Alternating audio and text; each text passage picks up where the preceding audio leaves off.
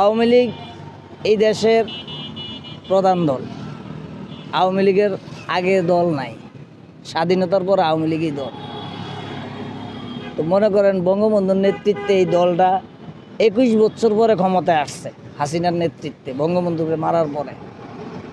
তা হাসিনা মরার পরে যে এই দল বিলীন হয়ে যাবে এটা জীবনও সম্ভব না। কারণ একটা দল, এটা মুক্তিযুদ্ধের শক্তি একটা দল। কারণ তারা যদি জড়িত না থাকে তাহলে অন্য আরেকজন দাঁড়াবে। আওয়ামী লীগের একজন না একজন হাল ধরবেই, একজন না একজন ধরবেই। কারণ একটা দল এভাবে শেষ হবে না।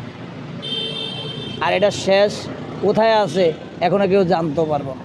এটা আমি আপনার মন গড়া কথা। কারণ মনে অনেক কিছুই বলে, মানুষের মনে অনেক কথাই বলে, তাই বলে যে সব ঠিক হবে এমন না। আওয়ামী লীগ এই দেশে আছে, থাকবো, নির্বাচনও করব।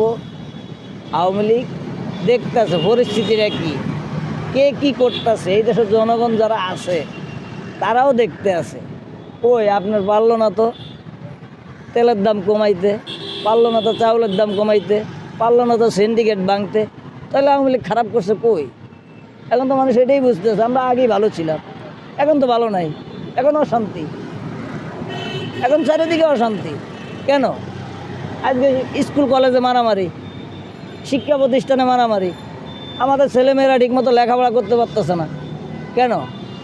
এর জবাবটা দিব কে? আগে নয় হাসিনার সমস্যা ছিল, এখন সমস্যাটা কার?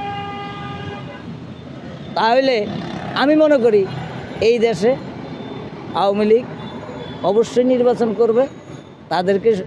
তাদের সাথে কথাবার্তা বলা দরকার খুবই জরুরিভাবে। কারণ আওয়ামী লীগ ছাড়া এই দেশে নির্বাচন হবে না। আওয়ামী লীগকে পুনর্বাসন করা লাগবে না। আওয়ামী লীগ এই দেশের প্রতিটা ঘরে ঘরেই আছে, রাস্তাঘাট, শহর, বন্দর, সব জায়গায় আওয়ামী লীগ আছে।